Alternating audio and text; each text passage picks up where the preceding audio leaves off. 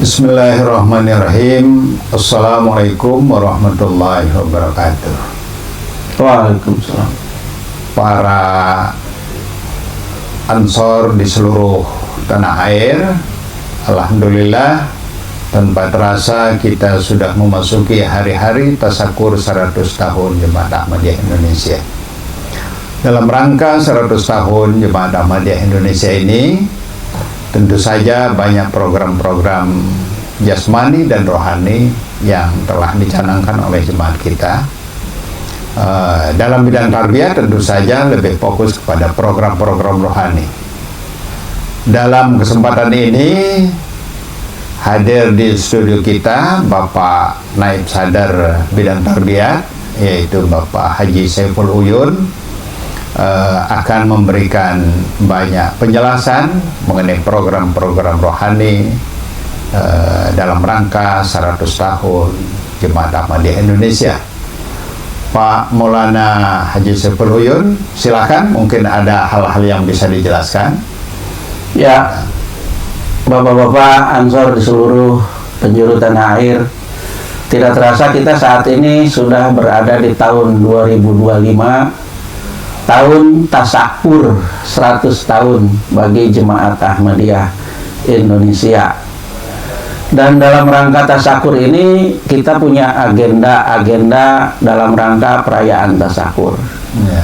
Yang pertama, agenda itu diberikan oleh Hadrat Khalifatul Masih, yaitu target yang diberikan Hujur dalam rangka tasakur itu adalah mengenalkan Ahmadiyah sebagai Islam, Ya.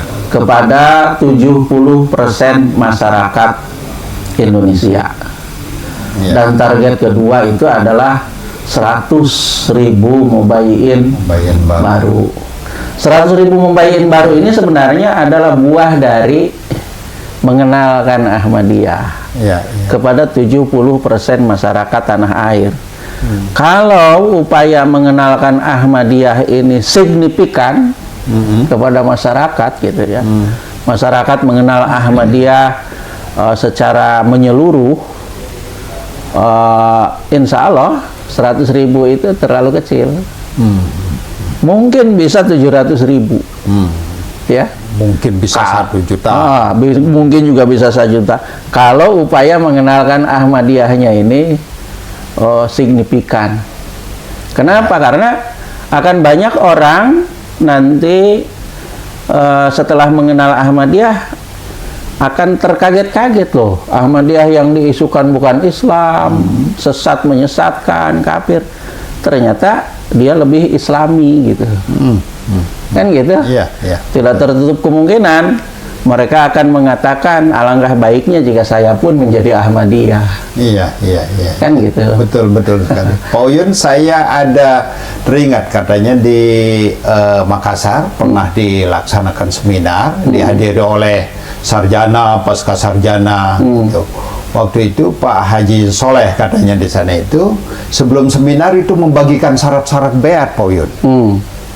Ada salah seorang di ruang tanya jawab itu mengacungkan tangan, menyampaikan bahwa setelah saya baca ini syarat-syarat beat Jemaat Ahmadiyah Indonesia, katanya itu, kalau betul-betul ini diamalkan oleh Ahmadiyah, katanya itu, saya merasa Ahmadiyah itu lebih Islam daripada saya, katanya. Sekarang saya merasa minder ini menghadapi Ahmadiyah kalau betul-betul ini dilaksanakan. Ini suatu hal yang dahsyat, luar biasa sebenarnya, Pak Uyun, ya. Umumnya memang yang telah mengenal Ahmadiyah secara lebih mendalam akan berkesimpulan seperti itu. Di mana letak kekafirannya? Ya, mencari sesatnya di mana? Di mana letak kesesatannya? Iya, iya. Karena ini yang 10 butir itu Islami semua. Tidak akan mempersekutukan Allah. Saripati dari Quran dan hadis itu. La ilaha illallah. Saripati dari situ.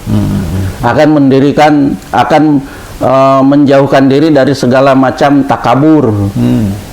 Kan gitu. Akan yang kedua itu kan akan senantiasa mendirikan sholat. Pertama menjauhi syirik. Menjauhi syirik. Yang kedua mendirikan sholat. Kan gitu. Nah, berkenaan dengan sholat ini, kan Hujur memberikan target kepada kita. kita harus mengenalkan Ahmadiyah sebagai Islam kepada 70% masyarakat tanah air. Dan kita harus berusaha untuk menarik 100.000 MB. Itu target yang diberikan oleh Hujur. Langkah-langkahnya apa? Ya. Yang pertama itu langkahnya sama dengan butir kedua syarat beat.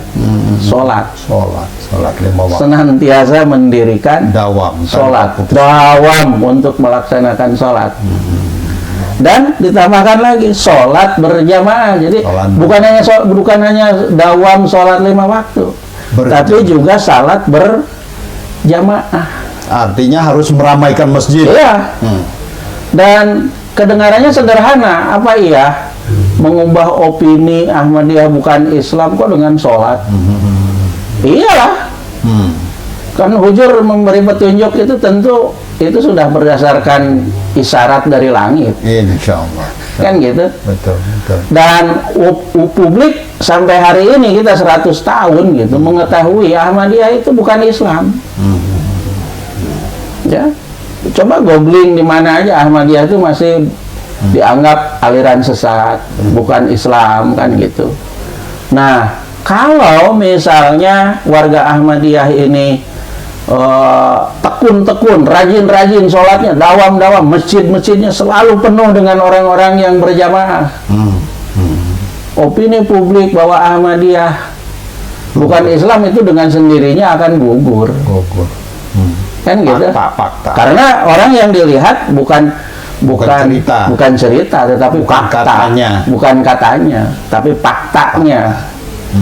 Jadi salat ini akan bisa menjawab opini negatif. Maka itu Hujur memerintahkan kita dalam rangka mengenalkan Ahmadiyah sebagai Islam, satu, sholat berjamaah. Kan gitu. Ya. Apakah berjamaahnya di masjid ataukah berjamaahnya di rumah dengan keluarga? Hujan lebat misalnya, nggak bisa ke masjid, harus berusaha menerapkannya di rumah. Iya. Nah, itu akan menjawab opini negatif tentang Ahmadiyah. Apalagi kalau misalnya sholat itu kan selalu diawali dengan kumandang azan. Ya. Apalagi kalau dari setiap masjid Ahmadiyah ini terdengar kumandang azan melalui speaker corong, Pak. Nyaring, suaranya enak didengar, ya. Bacaannya tepat.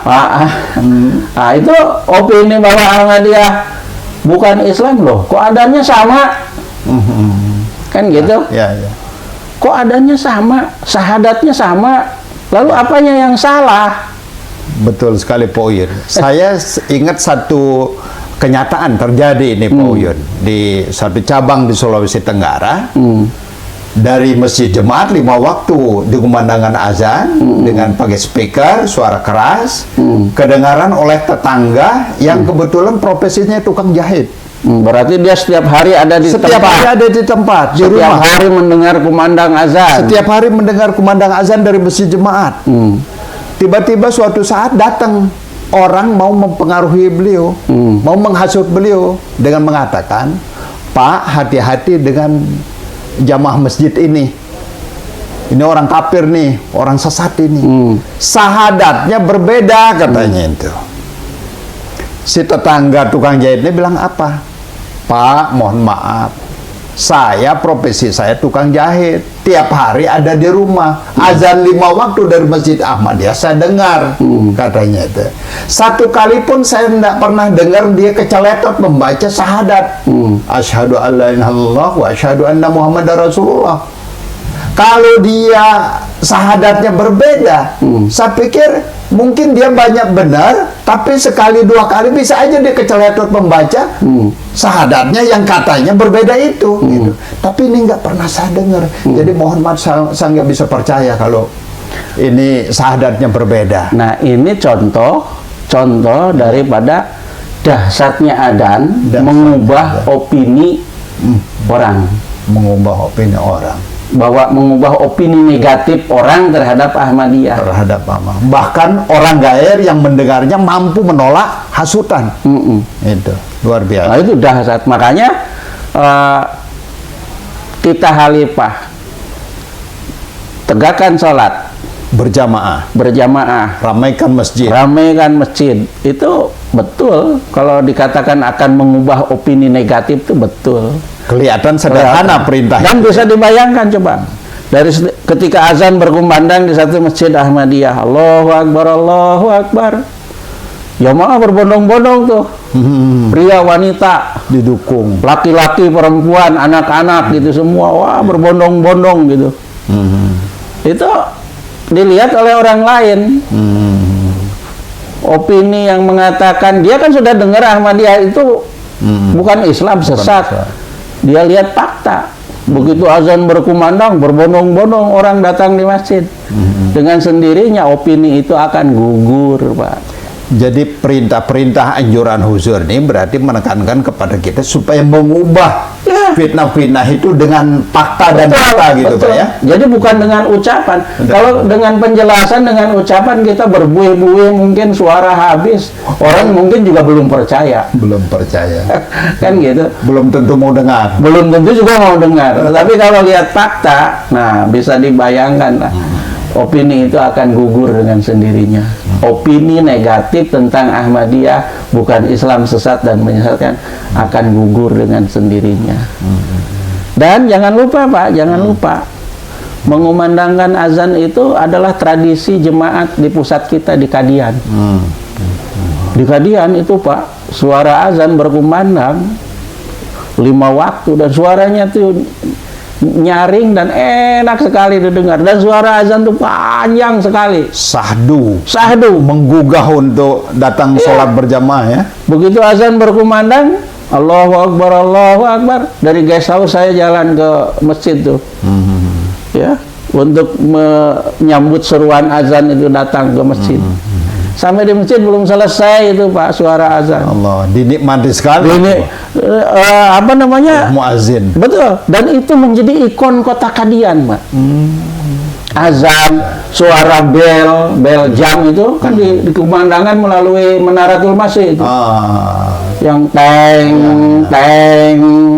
kalau 12 kali. 12 kali. Itu menjadi ikon kota Kadian. Ya, azan juga menjadi ikon kota Kadian. Makanya kalau kita mengumandangkan azan ya, sebelum melaksanakan sholat berjamaah, itu istilah orang Indonesia menyunah ke Kadian. Ya, karena di pusat jemaat pun begitu. Nah, oleh karena itu, karena sholat itu adalah titah halifah, ya, mendirikan sholat 5 waktu dan sholat berjamaah. Nah, maka itu harus kita perhatikan. Dan kalau menurut saya wajarlah sudah 1 abad kita, kalau usia jemaah sudah 1 abad, azan pun belum berani berkumandang keluar. Wah, itu mah bukan 1 abad namanya. 1 abad itu usia yang sangat panjang. Nah, oleh karena itu dalam rangka tasakur 1 abad ini,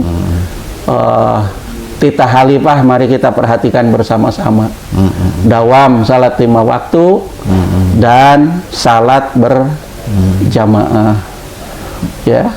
Dan dengan sholat ini, Poyun, ini juga karena dia sholat ini kan ada zuhur sekian rakaat, asar sekian rakaat, maghrib, isya dan sebagainya. Jadi otomatis itu membawa kita, menjadi motivasi kita untuk belajar membaca Al-Quran dengan baik, memiliki hafalan-hafalan, baik hafalan surah pendek maupun yang panjang. Itu gimana itu, Pak Uyan? Ya. Hujur juga dalam rangka tasakur selain menganjurkan dawam sholat 5 waktu dan dawam sholat berjamaah, itu juga menganjurkan kita membaca Al-Quran setiap hari. Program utama juga. Program utama membaca Al-Quran setiap hari. Ya. Itu di Ansor kan itu menjadi laporan perorangan. Apakah Anda membaca Al-Quran setiap hari? Kan gitu. Betul. Nah, umumnya kita kan membaca Al-Quran, konotasi kita adalah membaca Al-Quran secara langsung. Iya, betul. Itu kita harus berusahalah. Apakah setelah subuh, selesai sholat kita membaca Al-Quran, atau dalam waktu lain, ya. Tapi kalau kita dawam sholat 5 waktu, sebenarnya kita juga sudah termasuk membaca Al-Quran. Karena bacaan di dalam sholat kan Al-Fatihah, surat-surat, dan lain sebagainya. Betul, betul. Dawam sholat 5 waktu berarti kita dawam membaca Al-Quran. Ya. Nah, tapi kita dianjurkan oleh Hujur selain sholat 5 waktu juga secara khusus kita mengkhususkan diri membaca Al-Quran. Membaca Al-Quran. Ya, karena membaca Al-Quran itu juga akan mengubah opini publik Betul, betul. tanah air, bahwa Ahmadiyah katanya kitab sucinya bukan Al-Quran, misalnya gitu kan. Di luar sana berkembang opini seperti itu. Tapi ketika orang Ahmadi dari rumah-rumahnya kedengaran suara bacaan Al-Quran, itu akan mengubah opini publik, opini negatif publik tanah air terhadap jemaat. Ada cerita menarik Pak Uyun ini. Ada anggota jemaat, kebetulan ada warung kecil di rumahnya, kemudian tetangga mau belanja. Kebetulan waktu itu mau beli gas, orang beli gas kan bawa juga gas kosongnya itu. Ternyata tetangga ini mengatakan, tadi saya habis subuh karena kehabisan gas itu saya mau beli, tapi karena saya dengar masih mengaji katanya, masih Darsul Quran katanya itu, jadi saya simpan saja itu, saya balik lagi katanya. Ini penting ini Pak Uyun ya. Itu juga satu contoh yang sangat bagus. Sangat bagus. Begitu ternyata misalnya loh, bener tuh yang dibacanya bukan tazkirah, yang dibacanya Al-Quran gitu. Jadi dan dia tidak mau mengganggu. Betul, dia tidak mau mengganggu. Kan kembali gitu. itu fakta mengubah fitnah gitu Pak. Akan mengubah opini dan mengubah fitnah. Nah, oleh karena itu Hujur kan dalam rangka tasakur ini selain sholat 5 waktu, sholat berjamaah, membaca Quran, membaca sholawat, puasa napal kan gitu tuh, ya. Kemudian membaca doa-doa, dan ini upaya-upaya rohaniah yang sangat penting. Hujur memberikan petunjuk kepada kita, tidak akan bermakna perayaan tasakur kalau dilaksanakan yang bersifat duniawi. Jadi satu sisi menarik keridhaan Allah Subhanahu wa taala, sisi lain mengubah-ubah fitnah-fitnah dengan data ya. Betul. Dengan fakta. Ya? Betul. Jadi upaya-upaya untuk mengenalkan Ahmadiyah sebagai Islam itu gitu. Sekarang melalui amal nyata. Amal nyata. Melalui perbuatan. Betul. Nah, oleh karena itu ini jangan dianggap sederhana, dianggap sepele. Justru ini yang sangat mendasar. Bobotnya luar biasa. Oh, dahsyat. Sholat berjamaah itu dahsyat mengubah opini publik. Saya jadi ingat itu Khalifah almarhum, Khalifah kita keempat rahmatullah alaih pernah menyampaikan bahwa jemaat ini sudah berjalan 100 tahun lebih katanya itu. Tidak ada buktinya Ahmadi itu kalah debat, dipermalukan di diskusi, seminar katanya itu. Selanjutnya beliau mengatakan yang berikutnya yang dibutuhkan oleh jemaat adalah jadilah pribadi-pribadi jemaat ini menjadi dalil bagi kebenaran jemaat itu. Betul. Dan sekarang juga sudah banyak pengalaman kepada kita kan, orang-orang para intelektual yang datang mengikuti acara-acara jemaat tidak menemukan bukti kalau dia sesat. Betul. Banyak orang yang memberi kesaksian semacam itu. Betul. Ya, dari guru-guru besar, perguruan-perguruan tinggi, dari kalangan intelektual. Saya tidak menemukan kesesatan pada mereka gitu. Betul. Saya pernah ngobrol Pak Uyun dengan seorang boleh dibilang tokoh nasional juga lah beliau deh. Guntur Romli, beliau sekarang kan sering masuk TV juga ya. Beliau pernah datang ke rumah misi dan saya sampaikan, Pak Guntur, sebenarnya kalau saya perhatikan nih, selama ini saya tugas sebagai mubalik, saya bilang itu, saya perhatikan kalau orang itu betul-betul membaca buku Ahmadiyah, mendengar dari orang Ahmadiyah, pengurus mubalik itu, kalau nggak baiat itu dia minimal aktif, minimal jadi simpati, saya bilang. Dan ternyata Pak Guntur pernah saya dengar memberikan sambutan di Gondrong itu, beliau mengatakan saya setuju dengan Pak Sarpi katanya. Saya seperti saya ini katanya, kalau tidak baiat katanya minimal jadi simpatisan. Yang seperti Pak Guntur itu bukan hanya satu, banyak. Betul. Ya, ada Gusmis juga kan, seperti itu. Saya sudah 99% Ahmadi Yang belum tinggal tanda tangan saja suratnya. Jadi beliau tidak menemukan ada semacam kesesatan karena sudah melihat fakta. Betul, sudah melihat. Jadi melihat dia tahu Ahmadiyah bukan hanya dari literatur, tetapi juga dia melihat dari kenyataan. Iya. Malah ada satu hal yang beliau menjadi keberatan, yaitu sholat tahajud. Betul. Saya lucu mendengarnya. Sulit katanya, saya nggak bisa. Saya yang masih berat katanya mau jadi Ahmadiyah, udah saya nggak kuat tahajudnya kata.